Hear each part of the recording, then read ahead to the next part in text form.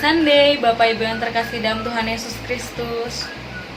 Bagaimana kabar Bapak dan Ibu? Kami berdoa kita semua selalu sehat, sukacita, dan dalam penyertaan Tuhan. Senang sekali kita bisa berjumpa kembali dalam ibadah online Zion Church of Christ. Nah, masuk bulan yang baru, pastinya kita juga punya tema yang baru, yaitu Accepted, yang merupakan salah satu dari 7 nilai yang ada di Zion Church of Christ. Di bulan Agustus ini kita akan sama-sama belajar bagaimana cara menerima seseorang dengan baik dan benar, yaitu yang sesuai dengan firman Tuhan. Seperti seorang sahabat sejati yang akan menerima kamu apa adanya, mengerti kekuranganmu, mengerti masa lalumu, dan yang akan percaya akan masa depanmu. Sekarang, mari kita sama-sama siapkan hati kita untuk kita masuk ke dalam pujian dan penyembahan. Selamat beribadah, Tuhan Yesus memberkati.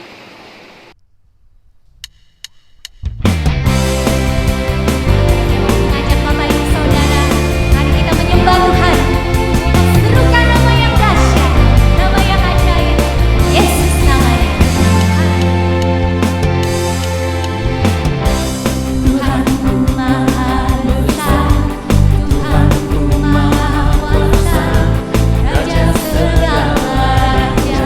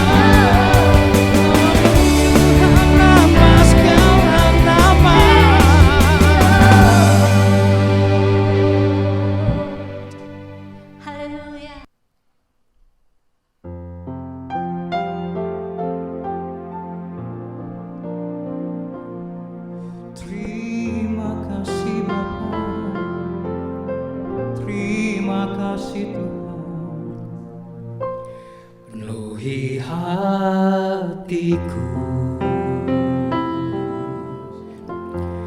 dengan hadir-Mu. Ku rindu memandang wajah-Mu, oh Tuhan, di dalam kekudusan-Mu. Bawaku dekat dalam hati-Mu. Ku rindu mendengar suara-Mu, oh Tuhan, di tempat kudus-Mu sekarang. Ku rasakan kasih-Mu dan indahnya kekudusan-Mu, penuhi dengan kasih-Mu, diam di hadirat-Mu. Ku mengangkat tanganku dan ku bersyukur menyembah-Mu, penuhi dengan kasih-Mu, diam di hadirat-Mu.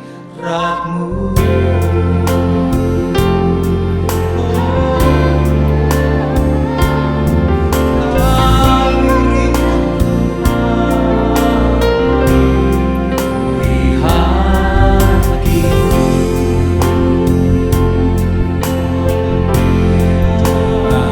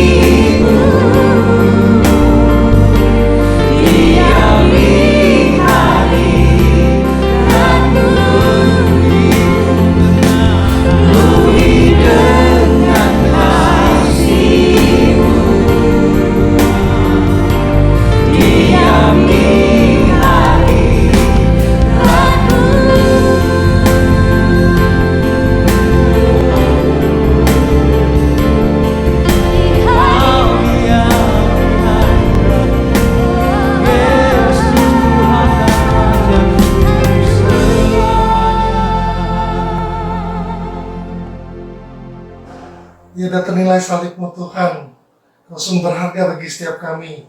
Dan hanya kepadamu lah setiap kami berseru dan berharap. Bapak Ibu terkasih dalam Tuhan, mari kita satukan hati kita mau berdoa. Bagi saudara-saudara kita yang sudah menuliskan pokok doa, kita bersatu hati. Pertama kita akan berdoa bagi saudara kita yang akan memulai bisnis baru. Kami berdoa Tuhan, Kau berkati setiap keputusannya, Kau berkati setiap persiapannya Tuhan, Kau berkati bisnisnya boleh berjalan dengan lancar ya Bapa.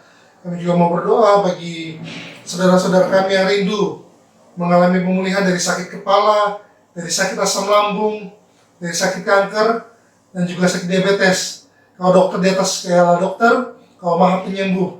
Kami percaya oleh bilur-bilur-Mu, saudara-saudara kami telah Kau jamah ya Bapa. Terima kasih Tuhan Yesus.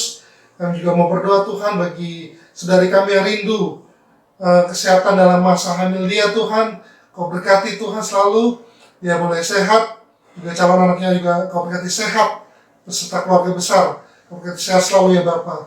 Dan saat yang bersamaan, kami juga bersyukur Tuhan setiap doa yang sudah Kau jawab ya Bapa.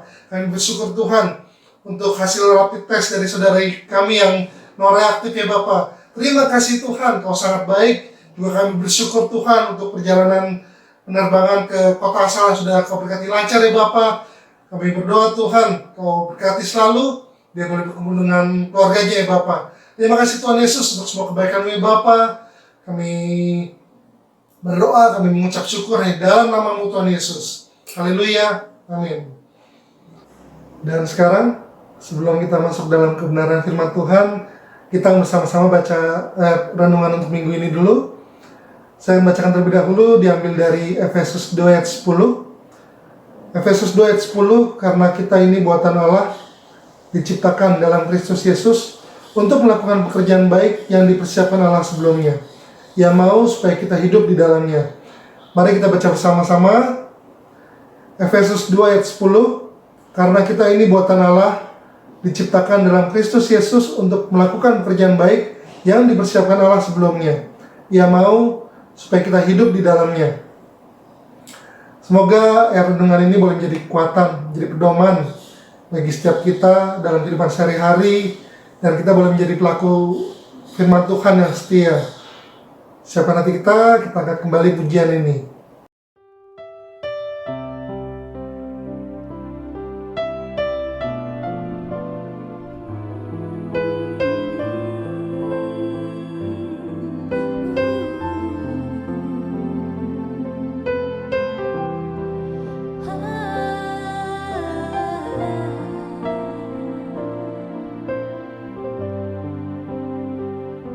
Di hatimu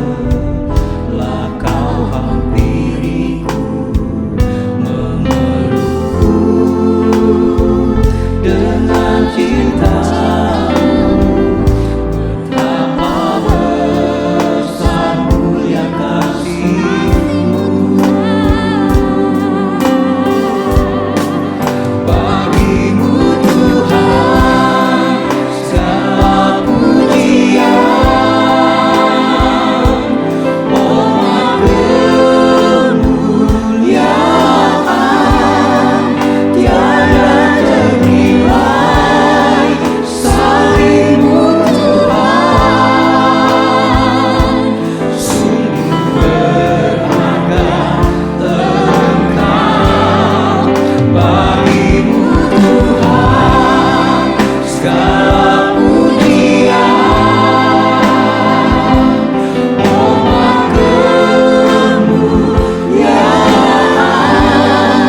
tiada ternilai salibmu Tuhan, sungguh berharga Engkau, Yesus, sungguh berharga Engkau, Yesus, sungguh berharga Engkau, Yesus.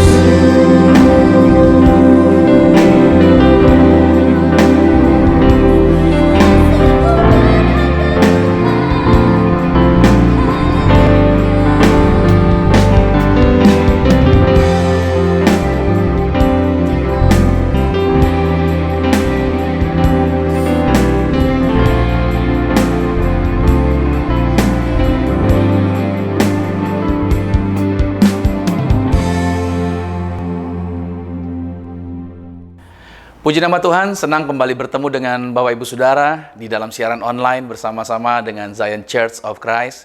Doa kami adalah kebaikan dan kemurahan Tuhan senantiasa menyertai, mengurapi, dan memberkati setiap kita. Baik, sebelum kita masuk di dalam kebenaran firman Tuhan, terlebih dahulu di awal bulan ini, di bulan Agustus, kita mau terlebih dahulu bersatu dengan tubuh dan darah Tuhan Yesus Kristus. Biarlah melalui sakramen tubuh dan darah Tuhan Yesus, kita mengimani bahwa kita senantiasa ada di dalam Kristus. Kristus Yesus ada di dalam setiap kita. Mari kita bersatu di dalam doa. Kami bersyukur Tuhan di kesempatan di awal bulan Agustus ini di tahun 2020, kami diberi kesempatan untuk boleh bersekutu dengan tubuh dan darah Tuhan Yesus. Maka aku berdoa setiap jemaat Tuhan yang mengikuti ibadah online ini, mereka semuanya diberkati, mereka semuanya dilawat Tuhan, mereka semuanya dijumpai Tuhan. Aku berdoa biarlah kasih karunia, berkat pertolongan Tuhan, mujizat Tuhan senantiasa ada bersama dengan mereka. Maka pengurapan Tuhan bersama dengan kami siapkan hati kami untuk bersatu dengan tubuh dan darah-Mu. Setelah itu kami akan masuk dalam kebenaran firman Tuhan, yaitu untuk menerima kabar baik yang Tuhan telah sediakan di bulan Agustus ini. Terpujilah nama Tuhan dalam nama Yesus Kristus. Haleluya. Amin. Mari kita siapkan sakramen tubuh dan darah Tuhan Yesus Kristus di tangan kita.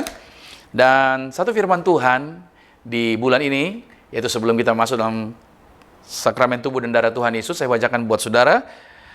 Di dalam Markus 11 ayat 25 dikatakan begini, dan jika kamu berdiri untuk berdoa, ampunilah dahulu sekiranya ada barang sesuatu dalam hatimu terhadap seseorang, supaya juga Bapamu yang di sorga mengampuni kesalahanmu. Saya percaya bahwa kasih Tuhan, anugerah Tuhan berlimpah buat kita. Sebagaimana Tuhan telah mengampuni kita, seharusnya Anda dan saya juga kita bisa mengasihi dan mengampuni orang-orang yang mungkin telah berbuat kekeliruan terhadap kita. Saya berdoa, pada waktu kita bersatu dengan tubuh darah Yesus, kita mengimani bahwa kemurahan dan kemuliaan Tuhan senantiasa ada bersama kita. Mari kita angkat rotinya saja di atas kepala. Dengan iman, sama-sama saya katakan, dalam nama Tuhan Yesus, inilah roti yang telah turun dari surga.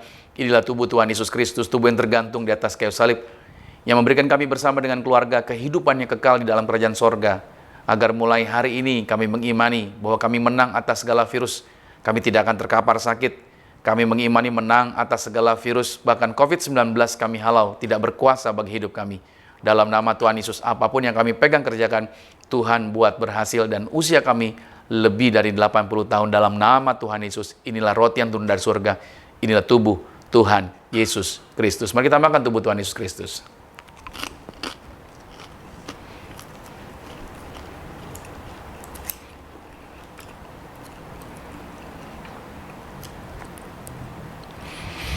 Demikian pula kita mengangkat, yaitu inilah anggur ini menjadi darah Yesus. Kita mengimani bahwa materai darah Yesus bersama dengan kita menjagai Anda dan saya, memproteksi setiap kita dari segala rancangan malapetaka. Si jahat tidak pernah berkuasa atas hidup kita. Bersama-sama dengan saya katakan, dalam nama Tuhan Yesus, inilah darah Yesus Kristus, darah yang tercurah, darah yang tertumpah di atas kayu salib sebagai perjanjian yang baru dan yang kekal. Mulai hari ini, bersama keluarga kami sejahtera senantiasa, maka saling mengasihi, saling mengampuni. Kasih mula-mula senantiasa ada di dalam rumah tangga kami. Yang kedua, oleh darah domba Allah, darah Yesus, kami dimeteraikan menjadi warga sorga. Kami dijamin punya rumah di sorga, kami punya rumah di bumi, tidak mengembara. Dimanapun kami berada melangkah, dijagai pasukan malaikat surgawi. Kami tolak segala yang jahat, kami tolak kuasa kegelapan, roh-roh jahat, bahkan roh maut tidak berkuasa atas kami bersama dengan keluarga. Virus penyakit berbahaya sekalipun tidak akan berkuasa bagi hidup kami. Sebagaimana Israel di Mesir dipagari bebas dari tulah kemusnahan. Kami mengimani oleh darah Yesus, kami juga bersama keluarga bebas dari tulah kemusnahan. Kami dipagari pasukan malaikat. Apapun yang kami pegang, yang kami usahakan, yang kami kerjakan di masa-masa saat ini, kami dibuat Tuhan berhasil, dan kami mendapatkan berkat lebih besar, bahkan 10 kali lebih daripada berkat tertinggi yang pernah kami raih dalam nama Yesus. Inilah darah Yesus Kristus, dalam nama Yesus. Mari kita minum darah Yesus.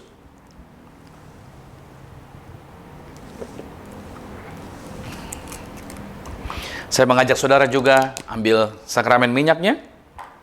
Kita mau berdoa buat keluarga kita. Kita berdoa buat diri kita sendiri, dan kita juga berdoa buat orang-orang yang bersama-sama dengan kita. Mari bersama-sama dengan saya katakan, dalam nama Tuhan Yesus, inilah minyak urapan. Setiap tetes saya punya kuasa mengusir setan. Setiap oleh saya punya kuasa menyembuhkan penyakit. Silakan mulai hari ini pasukan malaikat surgawi hadir, jagai kami, pagari kami. Kami halau segala yang jahat. Kami halau segala serangan kuasa iblis. Bahkan Tuhan yang menjaminkan dengan sakramen minyak ini, malaikat hadir, jagai dan lindungi setiap kami dimanapun kami berada. Inilah minyak urapan dalam nama Yesus. Silakan taruh di atas kepala, dan saudara bisa berdoa bagi anggota keluarga yang ada di rumah Anda. Tumpang tangan ke atas mereka, berkati mereka, lepaskan perkataan berkat atas anggota keluarga, berkati tempat tinggal Anda, atau usaha Anda, kantor Anda, dimanapun Anda berada. Anda bisa melepaskan kata-kata berkat tersebut. Haleluya, puji nama Tuhan.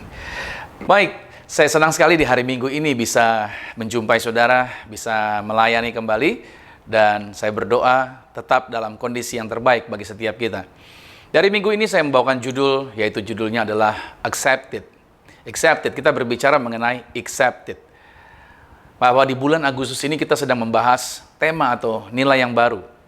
Dan yang kita bahas nilai di bulan Agustus ini adalah accepted. Di mana kita mau belajar untuk belajar menerima orang lain, apapun kondisi dan keadaannya. Yaitu dengan belajar dari Yesus yang mau menerima kita dalam keadaan apapun untuk diperbaiki dan untuk dipulihkan. Ya biasanya dunia, saudara, untuk menerima tentunya ada embel-embelnya. Tentunya melihat dulu latar belakang dan segala macam orang yang akan mereka jadikan teman atau membangun hubungan dengan orang tersebut. Tetapi di sini Tuhan sedang mengajarkan Anda dan saya melalui nilai yang kita bahas sepanjang bulan Agustus ini. Kita mau belajar menerima orang bukan ada apanya, ya kan? Tetapi apa adanya. Walaupun latar belakang, walaupun mungkin pernah melakukan kekeliruan, tapi kita mau diajarkan oleh Tuhan hari ini untuk belajar, yaitu kita menerima orang-orang tersebut. Saya akan jelaskan lebih jauh. Kita buka dulu di dalam Yohanes pada pasalnya yang ke-8, ayat 1 sampai dengan ayatnya yang ke-11. Demikian firman Tuhan. Tetapi Yesus pergi ke Bukit Zaitun. Pagi-pagi benar ia berada lagi di Bait Allah, dan seluruh rakyat datang kepadanya. Ia duduk dan mengajar mereka. Maka ahli-ahli Taurat dan orang-orang Farisi membawa kepadanya seorang perempuan yang kedapatan berbuat zina. Mereka menempatkan perempuan itu di tengah-tengah, lalu berkata kepada Yesus, "Rabi, perempuan ini tertangkap basah ketika ia sedang berbuat zina. Musa dalam hukum Taurat memerintahkan kita untuk melempari perempuan-perempuan yang demikian. Apakah pendapatmu tentang hal itu?"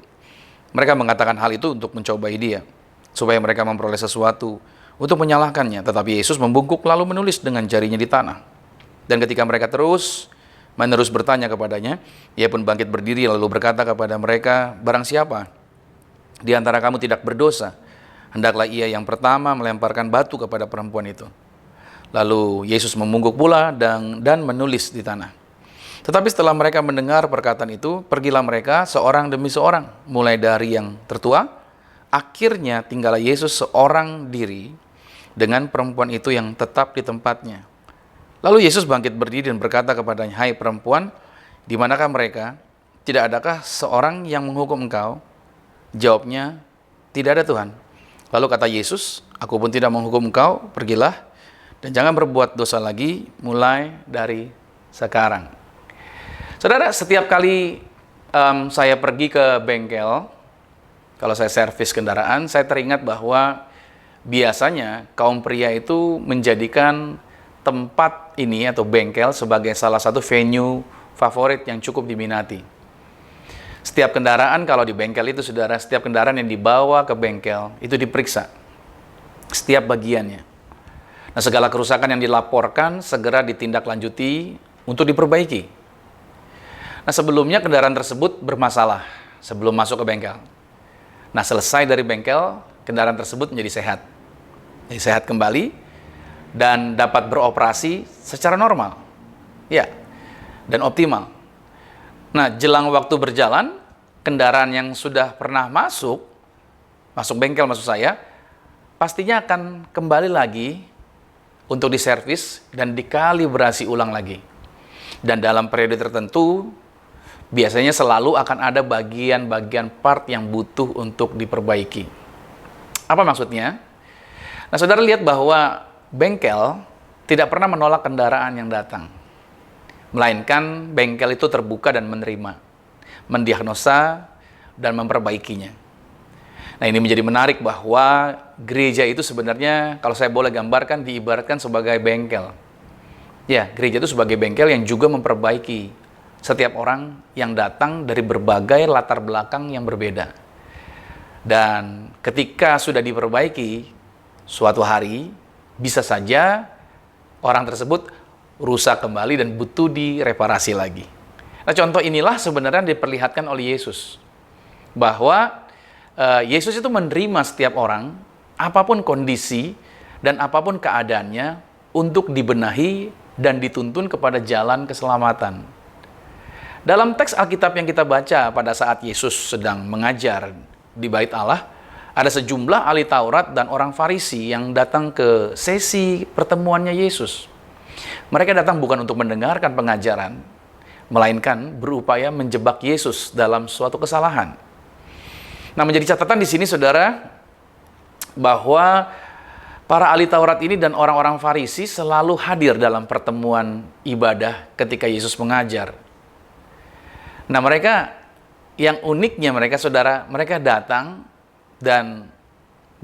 bukan untuk menerima kabar baik, tapi mereka datang untuk menghakimi apa yang Yesus ajarkan. Dan biasanya mereka duduk paling depan dalam kepadatan jemaat yang hadir. Mereka ada di depan padahal, saudara. Saya suka merenungkan mengapa ya kok orang-orang ini bisa tahu jadwalnya Yesus. Dan mereka selalu ingin duduknya di kursi depan. Apa mungkin mereka melihat jadwal Yesus di Instagram, kemana dia akan khotbah hari Minggu, berapa sesi dia? Atau mereka mungkin melihat di Facebook kah? Atau melihat di medsos yang lain kah? Mungkin Yesus bikin story kali bahwa dia akan ibadah, dia akan khotbah di beberapa spot, di beberapa area tempat ibadah seperti itu. Sehingga mereka mungkin sudah tahu dan mereka mungkin langsung booking tempat duluan untuk mereka bisa dapat tempat, karena Yesus ini famous yang hadir begitu banyak. Jangan sampai mereka duduk yang paling belakang, mereka harus yang paling depan. Unik ya, saudara ya. Mungkin itu sebabnya ya. Makanya Yesus berbicara mengecam orang-orang ini, yaitu ahli Taurat dan orang-orang Farisi ini. Dalam Matius 23, Yesus mengecam mereka karena mereka seolah-olah seperti Nabi Musa yang gampang, yang mudah untuk menghakimi, ya kan, langsung saja mengucapkan dan menuduh dan mengatakan tentang kesalahan orang. Mereka seolah-olah seperti Nabi Musa. Maka Yesus juga mengatakan di dalam Lukas pada pasal 14, menjadi catatan saudara saya ya, Lukas 14 ayat 7-11, mereka suka menginginkan tempat yang terhormat dan mereka berusaha untuk apa? Meninggikan diri. Nah, menjadi pembelajaran bagi setiap kita, saudara, bahwa pada waktu kita menjadi murid Yesus, itu bukanlah kita untuk belajar menghakimi orang. Pada waktu saya kuliah teologi, pada waktu itu ngerti tentang firman Tuhan, bahasa aslinya kita belajar, teksnya, konteksnya, belajar satu ayat, satu kitab, bagaimana hermeneutiknya, bagaimana homiletik dalam ilmu gaya dan bahasa berkhotbah, dan kita belajar tentang cara berdebat juga, berhadapan dengan orang-orang yang berbeda pendapat, dan kita belajar tentang psikologi juga, cara menghadapi orang, bagaimana menghadapi jemaat, bagaimana melihat situasi jemaat. Kalau sedang ibadah seperti hari ini, saya nggak bisa lihat wajah saudara secara langsung, tapi kalau kita di ruangan yang bersama-sama, kita sudah diajarkan bagaimana caranya menarik perhatian saudara agar saudara tetap terarah, apalagi di jam-jam perjuangan, yaitu jam-jam yaitu di mana orang masuk alam roh gitu saudara ya. Itu nggak gampang, makanya itu ada teknik dan segala macam. Nah, biasanya saudara kalau orang-orang yang sudah banyak tahu dan ngerti tentang firman Tuhan, biasanya ya, saya tidak mengatakan semuanya, tapi seringkali firman Tuhan itu dipakai untuk menghakimi dan menyerang orang lain. Bahkan kalau ketika ada pendeta lain berkhotbah, mungkin, oh khotbahnya salah tuh, oh konteksnya nggak begitu, oh menyerang dan ini dan segala macam. Seringkali kita terpengaruh, dan ini menjadi pembelajaran buat setiap kita bahwa menjadi murid Yesus, kita bukan belajar untuk menghakimi orang atau merasa benar sendiri, serta berupaya untuk mencari penghormatan dari manusia yang lainnya, dan itu hanya akan berujung kepada yang namanya kesombongan. Nah, ini yang perlu kita pelajari di dalam kehidupan kita sebagai anak Tuhan. Nah, kembali kepada teks utama kita di dalam Injil Yohanes tadi, bahwa orang-orang ini yang menjadi musuh Yesus, mereka tidak suka dengan Yesus, mereka menempatkan perempuan yang kedapatan berbuat zina pada ayat yang ketiga. Buat saya menarik sekali, bagaimana mereka bisa mengetahui perempuan ini berbuat zina? Pas, kedapatan. Bagaimana mereka bisa tahu pas kedapatan? Ya kan? Artinya, mereka yang mengaku dirinya rohani, ternyata mereka juga menjadi, mohon maaf, mereka menjadi pengintip. Karena mereka menunggu momen, dan mereka mengintip. Dan mereka tahu lagi, kapan perempuan itu akan melakukannya. Lalu timbul pertanyaan selanjutnya, di mana lawannya gitu loh. Kan nggak mungkin berzina sendirian, saudara ya. Pasti ada pasangannya. Nah, pasangannya mana? Pasangannya tidak dibawa di hadapan Yesus. Yang dibawa hanya perempuan ini aja. Mereka membawa perempuan itu, saudara, dan menuntut Yesus untuk mengambil sikap atas kasus ini.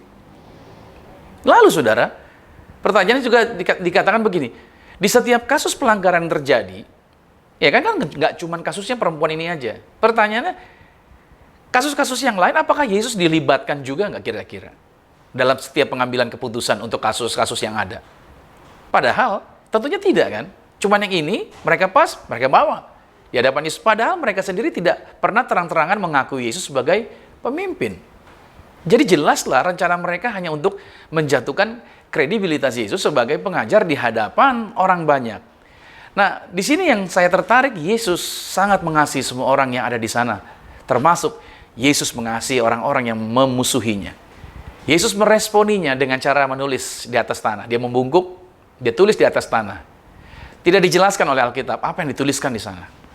Tapi efeknya setelah Yesus menuliskan, dia berkata begini, barang siapa di antara kamu tidak berdosa, hendaklah ia yang pertama melemparkan batu kepada perempuan itu. Dan reaksi orang-orang ini pada akhirnya, mereka satu persatu pergi, semua meninggalkan spot itu, semua meninggalkan tempat itu. Termasuk, saudara, semua orang yang tadinya sedang mendengarkan Yesus. Semua orang. Jadi lihat pengaruh daripada orang-orang Farisi ini, lihat pengaruh daripada ahli-ahli Taurat ini. Orang-orang yang tadinya di Bait Allah mendengarkan Yesus pun ikut juga. Semuanya pergi. Tinggallah Yesus dan perempuan itu. Lalu, saudara, Yesus juga bertanya kepada perempuan itu, di mana mereka yang hendak menghukum engkau, hai perempuan? Dan setelah itu perempuan yang mendengar pertanyaan Yesus, ia mengangkat wajahnya, melihat ke sekeliling, dan dia berkata, tidak ada Tuhan. Maka Yesus berkata dan mengampuni perempuan ini dan mengarahkannya untuk dia pergi dan jangan berbuat dosa lagi. Pola yang dikerjakan Yesus adalah melihat kebutuhan dari orang-orang yang dia layani. Yesus mengerti yang dibutuhkan oleh perempuan ini adalah penerimaan sebenarnya. Kenapa? Karena wanita ini di hadapan semua orang, pada waktu dia dibawa oleh orang-orang Farisi dan ahli Taurat tadi, dia merasa ketakutan. Dan dia terus tertunduk, pandangannya melihat ke tanah. Dia melihat ke bawah. Dia tidak dapat melihat apapun selain dosanya, selain kesalahannya, serta bayangan kematian yang akan menjara kehidupannya. Nah, pola kematian inilah sebenarnya yang dibuat oleh iblis. Agar apa? Agar kita kesulitan untuk terhubung dengan Tuhan. Iblis akan selalu memunculkan, iblis akan selalu menampilkan di hadapan saudara kesalahan-kesalahanmu, pelanggaran-pelanggaranmu. Seolah-olah iblis berkata bahwa Tuhan tidak mau menerima engkau, bahwa engkau begitu banyak kesalahannya, bahwa engkau terdapat banyak pelanggaran yang mana Tuhan tidak mau menerima engkau. Saudara, kalau saya boleh jujur, secara persyaratan kita semua termasuk saya, tidak ada yang layak untuk dapat diterima oleh Tuhan. Tetapi di sini yang menarik adalah Yesus berkata secara terbuka di hadapan kita dengan firman Tuhan ini di dalam Matius 11 pada ayatnya yang ke-28. Dikatakan demikian. Marilah kepadaku semua yang letih lesu dan berbeban berat. Aku akan memberikan kelegaan kepadamu.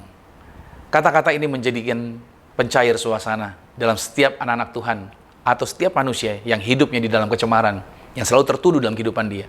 Yesus berkata, mari datang kepadaku.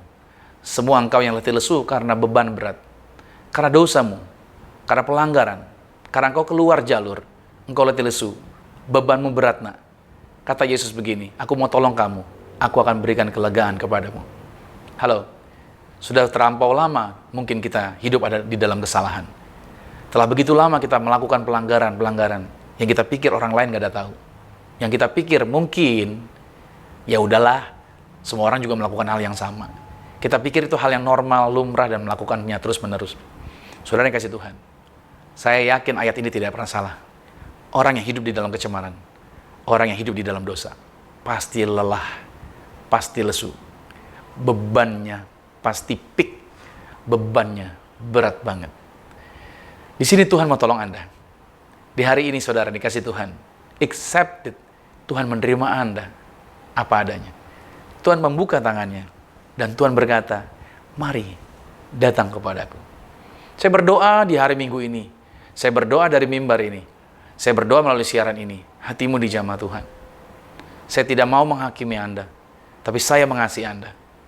Jalan hidup yang Anda lakukan kalau di luar jalur Tuhan, jalan hidup yang kita ambil kalau di luar rencana Tuhan, itu hanya akan berujung kepada maut. Hidup kita ini cuma sementara. Itulah sebabnya Tuhan mengasihi kita, membuka tangannya, manggil kita, mari ke sini, aku akan tolong kamu. Nah, Yesus menerima semua orang tanpa terkecuali, termasuk orang-orang tadi yang memusuhi Yesus. Tapi pada waktu identitas mereka terbuka, mereka bukannya datang kepada Yesus, malahan mereka menjauh dan meninggalkan Yesus sebagai satu-satunya jalan keselamatan. Mungkin saja Yesus menulis di tanah, orang-orang yang berbuat dosa ini. Mungkin kalau saya joke, kalau saya khotbah di depan jemaat, di ibadah offline saya katakan, mungkin Yesus menulis, inilah nomor-nomor HP yang menghubungi perempuan ini, gitu. Yang pertama 0812 sekian sekian sekian sekian. Yang kedua 0818 sekian sekian sekian, 0858 sekian sekian sekian sekian. Orang-orang itu kan mau tahu kan, kepo. Yesus nulis apa sih? Begitu lihat ke tanah mungkin, ini dalam bahasanya saya. Mereka saling tuding, bro, nomor HP lu ada di situ, bro. Lu juga ada, bro, nomor lu. Waduh, kita ketahuan semua nih, bro. Ternyata kita pelanggan juga, bro. Iya kan? Jadi artinya dosa dan kesalahan mereka begitu ketahuan, kelihatan, Yesus menunjukkan sama mereka bahwa, hey, yang kamu katakan orang ini bersalah, kamu pun tidak luput dari kesalahan. Oleh sebab itu, saudara yang dikasih Tuhan, mereka justru bukannya datang pada Yesus, begitu ketahuan kesalahannya, malah mereka melarikan diri. Seringkali orang Kristen juga demikian. Udah tahu dia salah, bukan datang sama Tuhan, bukan minta diberesin, malah cari pembenaran diri. Nah, Yesus datang untuk mencari kita yang selalu tertuduh akan dosa dan masa lalu. Ada tuduhan masa lalu mungkin. Saudara, masa lalu Anda tidak harus jadi masa depan. Dan jangan mengimani bahwa kalau orang tua Anda pernah melakukan kesalahan, kalau generasi di atas Anda pernah berbuat sesuatu yang negatif, jangan saudara berpikir bahwa, oh ini juga yang terjadi, oh saya juga menjadi seperti dia. Tidak. Anda sepenuhnya dijadikan baru oleh Kristus Yesus Tuhan. Tuhan ingin menjadikan bahwa masa depan Anda bukan terkait dengan masa lalu yang pernah terjadi. Semua orang pasti punya masa lalu.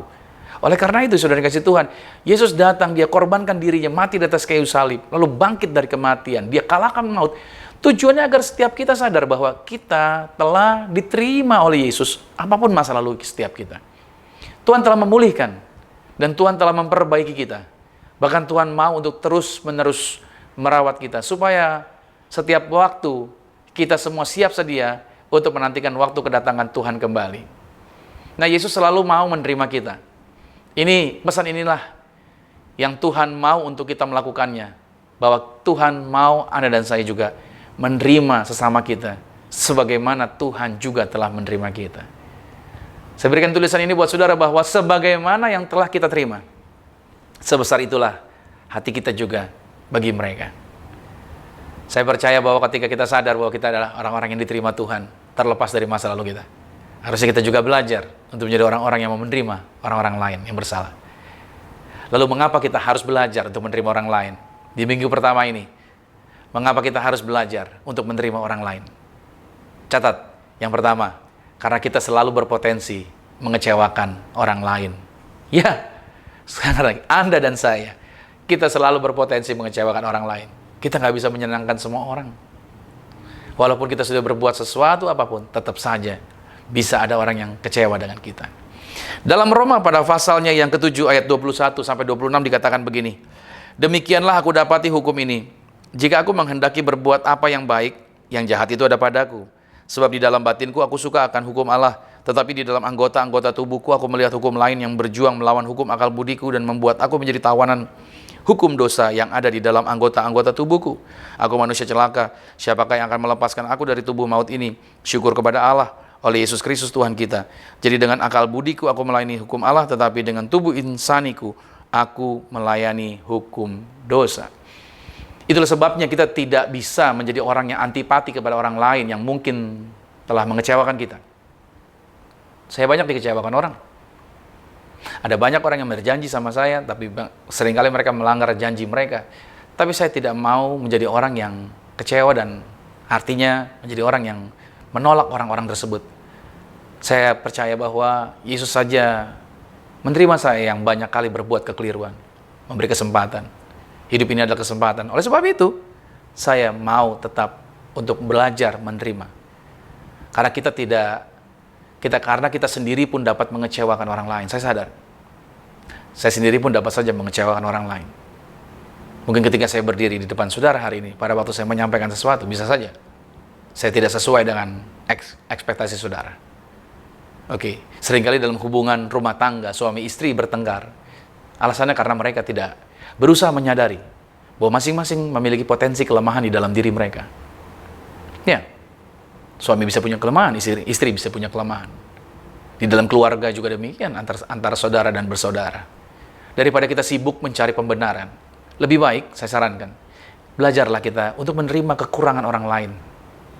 Dan saling membantulah untuk menolong kekurangan yang ada pada orang-orang di sekitar kita. Belajarlah untuk kita menerima kekurangan orang lain. Kenapa demikian? Karena kita juga punya kekurangan. Karena kita punya potensi untuk bisa mengecewakan orang lain. Yang kedua, alasan, yaitu mengapa kita harus belajar untuk menerima orang lain. Yaitu untuk mengubahkan karakter kita. Kita menerima orang lain karena itu sebagai sarana bagian agar karakter kita bisa berubah. Roma 12 pada ayat yang ke-12 dikatakan begini. Bersukacitalah dalam pengharapan, sabarlah dalam kesesakan, dan bertekunlah dalam doa. Pada saat kita belajar, pada saat kita menerima orang lain yang tidak selalu sejalan dengan kita, justru akan banyak melatih sikap kita, yaitu seperti menjadi lebih sabar. Kita akan sabar sebenarnya dengan orang yang sejalan. Tapi untuk mengetahui kita sabar atau tidak, seringkali kita harusnya berhadapan dengan orang yang tidak sejalan dengan kita.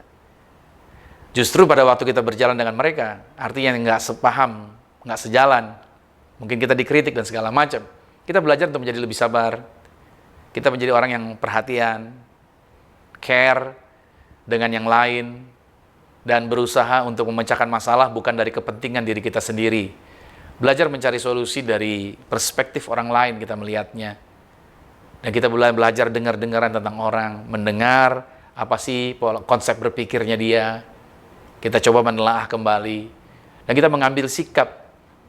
Jadinya dengan hal seperti itu, kita mengambil sikap untuk lebih bergantung kepada Tuhan. Ya, karena saudara yang dikasih Tuhan, bagaimana cara kita bersikap dengan Tuhan, sebenarnya itu ditentukan dengan bagaimana cara kita bersikap dengan sesama kita. Kita boleh berkata di hadapan orang bahwa kita mengasihi Tuhan, bahwa kita percaya melewati segala masalah, tantangan apapun, Tuhan akan memberikan jalan keluar, saya sabar menunggu waktunya Tuhan. Ya, itu hanya dapat dibuktikan pada waktu kita berhadapan dengan orang-orang yang mungkin berpotensi membuat kita kesal, yang mungkin berpotensi membuat kita tidak nyaman, tetapi kita sabar, kita belajar untuk sabar, belajar untuk percaya bahwa orang ini pasti bisa berubah dan segala macam. Saya percaya bahwa ini salah satu bukti orang bisa melihat bahwa kita adalah orang yang bergantung dan menjadi orang-orang yang bersikap percaya bahwa dalam situasi, kondisi yang kita hadapi saat ini, kita belajar untuk menjadi sabar. Aku percaya Tuhan, sudah 5 bulan lebih nih, kita menghadapi situasi ini. Tapi kita belajar untuk menjadi bersabar, melewati masa-masa ini. Tuhan, ada hal yang baik, yang lebih besar lagi, yang Tuhan sudah jaminkan melewati situasi ini. Nah, ini latihan kesabaran sebenarnya. Oleh karena itu belajarlah untuk menerima orang-orang di sekitar kita. Sehingga kita bisa belajar untuk melatih diri kita sabar, karakter kita berubah. Yang maunya terburu-buru tadinya maunya kita terus. Sekarang kita belajar untuk menunggu dengan cara dan waktunya Tuhan. Itu poin yang kedua. Dan saya akhiri dengan poin yang ketiga. Poin yang ketiga adalah alasannya kita akan membawa orang tersebut kepada kemuliaan. Ini alasan yang ketiga. Mengapa kita belajar? Yaitu untuk menjadi orang-orang yang menerima orang lain. Mengapa? Yang ketiga alasannya, kita akan membawa orang tersebut kepada kemuliaan. Yohanes pada pasal 8 ayat 10 dan 11 dikatakan begini. Lalu Yesus bangkit berdiri dan berkata kepadanya, "Hai perempuan, di manakah mereka? Tidak adakah seorang yang menghukum engkau?" Jawabnya, "Tidak ada Tuhan." Lalu kata Yesus, "Aku pun tidak menghukum engkau. Pergilah dan jangan berbuat dosa lagi mulai dari sekarang." Pada waktu Yesus menerima perempuan tersebut, pada waktu Yesus datang bukan menghakimi, pada waktu Yesus datang tidak dengan polanya orang-orang Farisi tadi, tapi dia dengan pola mengasihi, dengan pola menuntun, memberi petunjuk mana jalannya. Disinilah sebenarnya wanita ini hidupnya diubahkan. Dia tidak berubah karena ancaman, dia tidak berubah karena tekanan, tapi dia berubah karena penerimaan. Yesus menerimanya. Yesus bukannya menghakimi, membantingnya, tapi Yesus justru menunjukkan jalannya. Saudara yang kasih Tuhan, harusnya kita anak-anak Tuhan juga demikian di dalam kehidupan kita di dunia yang gelap ini. Kalau saya ilustrasikan saudara, kalau Anda berjalan di tempat gelap, lantas Anda punya alat untuk menjadi penerang, yaitu bila mana Anda pakai flashlight, saudara ada senter di gadget saudara atau di tangan saudara, maka kalau ruangannya gelap, maka orang yang punya lampu itu pastinya tidak berdiri di belakang orang-orang. Kalau dia berdiri di belakang orang-orang, orang-orang ada di depan dia sambil jalan ke arah sana, maka orang-orang yang ada di depan dia bisa-bisa berpotensi untuk terjerumus ke dalam lubang. Tapi kalau dia punya lampu, ya, karena dia di depan, dia menjadi penuntunnya, karena dia punya terang, dia menunjukkan jalannya. Sehingga orang-orang yang di belakangnya luput dari lubang atau jebakan di depan. Dan bisa dituntun jalan berbelok ke kiri, ke kanan, dan segala macam. Saudara, Anda dan saya juga memiliki terang. Tuhan telah memberikan terang buat setiap kita. Nah, terang itu sebenarnya bukan untuk menghakimi dan menjatuhkan orang, tapi terang yang ada pada kita sebenarnya untuk menerima orang-orang yang hidup di dalam kegelapan. Mereka nggak tahu jalan. Mereka perlu petunjuk. Tapi kadang-kadang kita berkata, tapi orang-orang itu ada banyak yang keras kepala, Pak. Sudah kita kasih tahu tapi berulang kali dan segala macam. Itulah hidup. Seperti bengkel tadi saya katakan. Walaupun sudah diservis kendaraannya, tetap saja kan dia akan balik lagi, repair lagi. Tapi setidaknya ini jadi pembelajaran, ini latihan buat kita, latihan juga buat orang tersebut. Untuk dia bisa melihat bahwa di dalam diri saudara penuh dengan kasih kemuliaan yang luar biasa. Yang membuat seringkali orang akhirnya tidak mau datang sama Tuhan atau hidup dalam pertobatan. Karena kita kerap kali lebih mudah menghakimi orang, lebih mudah menjatuhkan orang. Saya berdoa kita tidak mudah menghakimi orang, tapi kita lebih mudah menunjukkan jalan kebenarannya. Kalau saudara punya alat gadget yang canggih, saudara mau berikan gadget itu sama orang, saudara minta misalkan, lu tahu nggak, gadget lu tuh jelek banget, misalkan begitu saudara bilangnya. Anda hakimi gadgetnya dia, gadget zaman now sama gadget zaman dulu beda. Gadget lu gadget udah ketinggalan zaman, lu masih pegang begituan aja. Nih gadget gua canggih nih.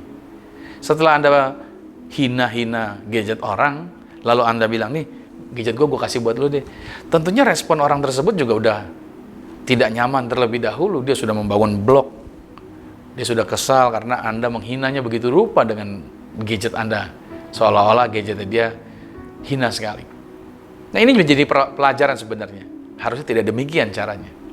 Kalau saudara mau memberikan gadget Anda kepada orang lain, gadget yang canggih, kasih tahu kecanggihannya. Nih kecanggihannya. Agar dia tertarik, dia melihat kecanggihan fitur-fitur yang ada di gadget Anda.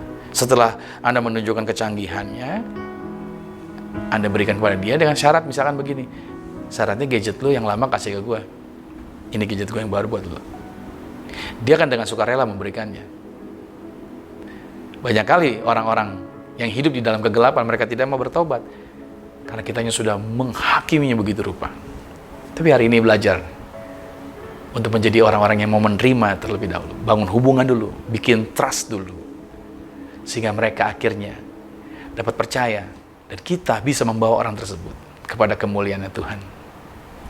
Sampai di sini saudara diberkati. Di minggu yang pertama, kita belajar mengenai accepted.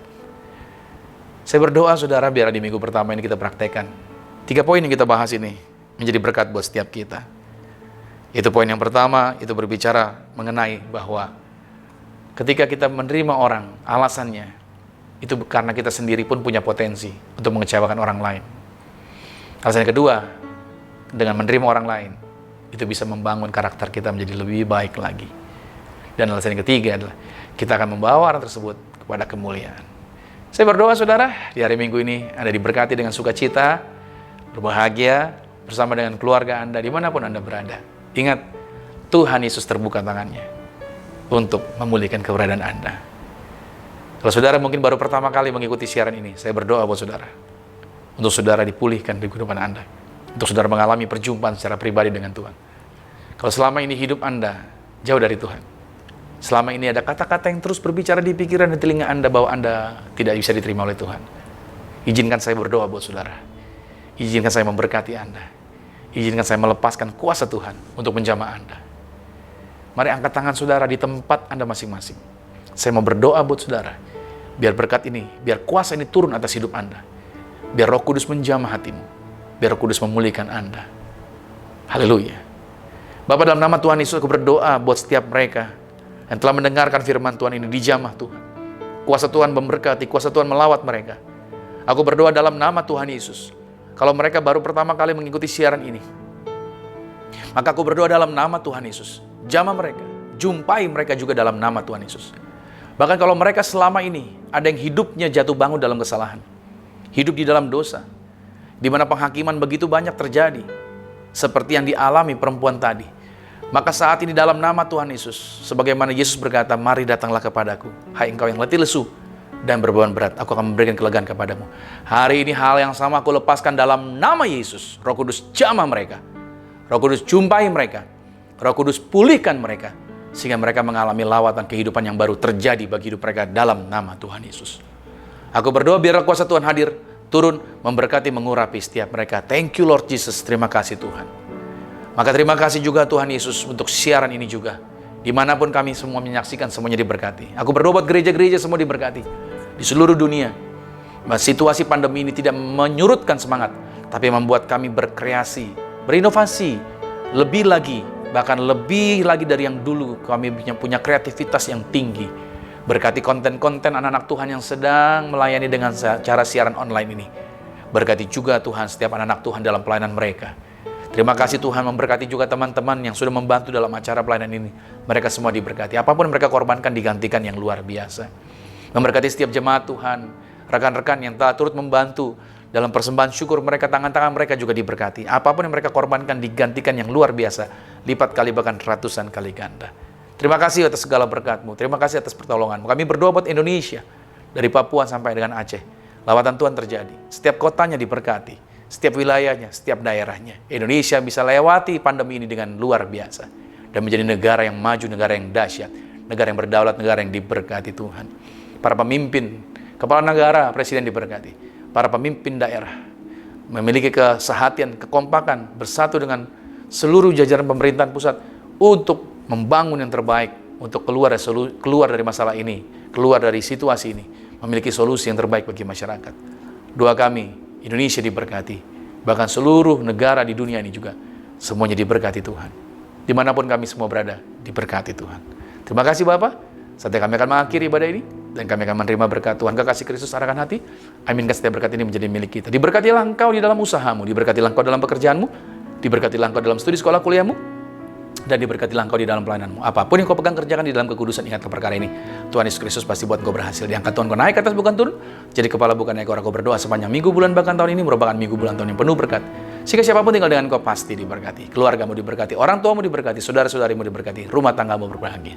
Maka sekarang terimalah berkat anugerah dari Bapa di surga, cinta kasih di dalam Yesus Kristus, kekuatan penghiburan di dalam kuasa Roh Kudus, menyertai mengurapi setiap kita mulai saat ini sampai Tuhan datang menjemput Anda dan saya, keluargamu dan keluargaku. Kita semua sama-sama menjadi warga kerajaan sorga yang percaya sama-sama. Katakan, amin. Selamat hari Minggu. Sampai jumpa minggu depan. Dan Tuhan Yesus Kristus memberkati. Amin.